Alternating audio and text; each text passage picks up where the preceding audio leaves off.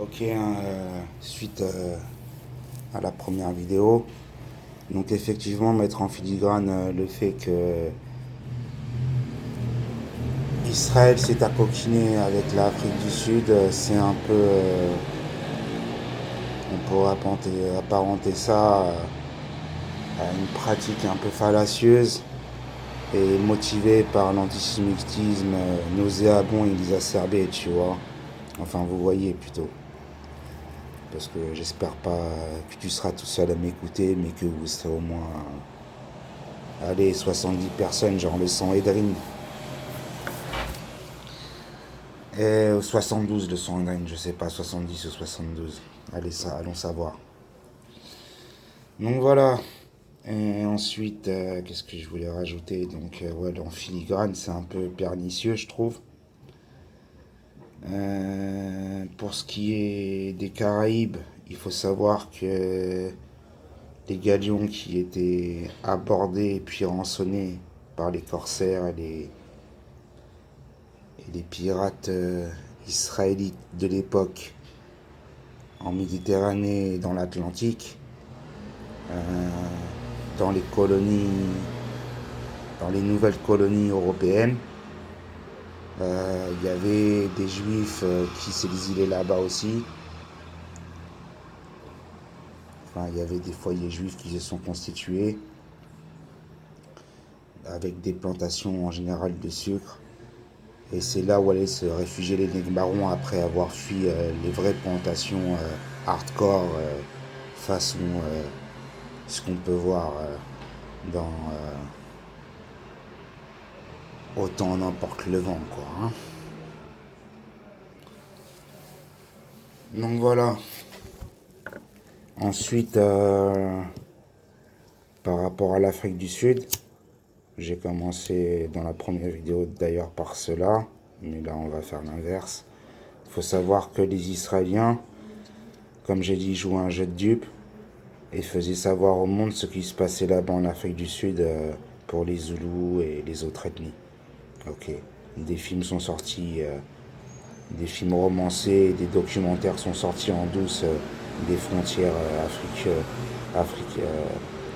africaine, je sais pas comment c'est l'Afrique de, je sais pas comment on dit Afrique du Sud, enfin ouais, sud-africaine je veux dire, de ce pays-là. Ils ont monté un mouvement de contestation aux États-Unis, qui est parti des États-Unis.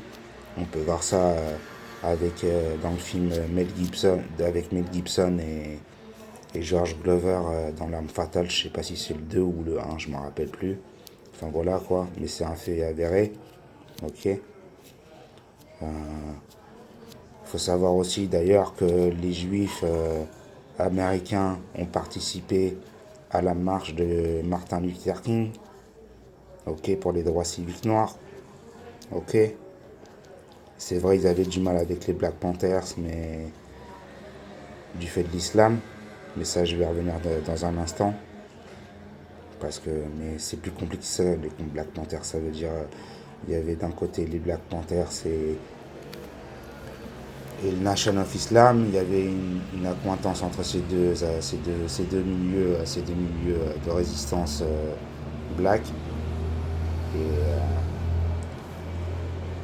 Mais voilà quoi, bon ça on va revenir.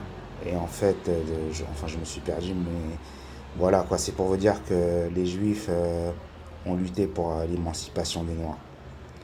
Et après, par la suite, en Afrique, dans les années 60, fin 60, début 70, il faut savoir que beaucoup de francophones juifs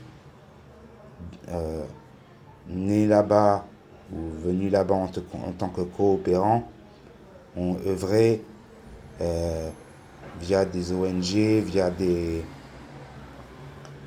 milieux associatifs pareils, créés, ou même en nom propre, en tout cas en tant que coopérants, par exemple en Ouganda, au Rwanda, pour monter des projets, que ce soit dans le génie civil, que ce soit dans l'agriculture ou même dans l'enseignement, quoi.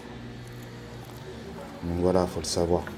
Donc il y a toujours eu un rapprochement qui a été mal vu,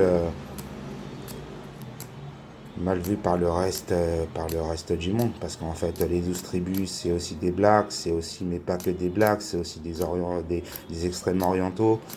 Et quand Israël veut faire revenir toutes les tribus sur la terre d'Israël, ça pose un problème à la communauté internationale. On l'a bien vu avec l'opération Salomon et les Éthiopiens, quoi. Et après, par la suite, dans les années 90, quand les subsahariens passaient le désert du Sinaï, enfin même dans les années 80, passaient après, après, après la, le fait que le Sinaï ait été rendu à l'Égypte par l'Israël, que les subsahariens avaient de beaucoup plus de mal à essayer à pouvoir rentrer en Israël, se disant bêta Israël, et que les Égyptiens leur tiraient dessus comme des canards laqués, pour être gentils, jouer au tir au pigeon avec eux quand ils essayaient de passer par le Sinaï pour rentrer en Israël. Donc voilà, ça aussi c'est un fait. Maintenant, pour ce qui est de l'esclavage islamique des Noirs, enfin, comment dire ça, je sais pas, je saurais pas donner le terme, mais voilà, enfin, le fait que les Noirs aient été islamisés par la force, par les Arabes, ça je pourrais pas vous en parler, mais peut-être je pourrais avoir des infos. Et c'est vrai que c'est un sujet à approfondir, mais je vois pas pourquoi encore exacerber les communautés entre elles. Moi, j'essaie de faire mon mea culpa, pas mon mea culpa, mais enfin apporter mon point de vue entre juifs et noirs. On peut le faire entre juifs entre musulmans et noirs. On peut le faire entre musulmans et juifs. On peut le faire entre orientaux, extrêmes orientaux et orientaux. Enfin voilà quoi, c'est pas United of Color of Benetton, mais ça veut dire moi je pense que chacun doit être chez soi et Dieu pour tous, étant religieux mais pas non pratiquant. Après sa foi, ma foi elle est là. Certains ont la foi, certains sont en quête d'absolu, mais on les ont un bandeau sur les yeux et les oreilles bouchées, je sais pas. Mais voilà, ma foi reste telle qu'elle. Maintenant, la pratique, c'est quelque chose d'autre. Je pense que c'est personnel.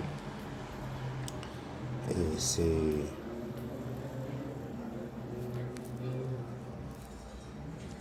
Bon, enfin, ouais, passons. C'était pas le sujet, mais voilà, quoi.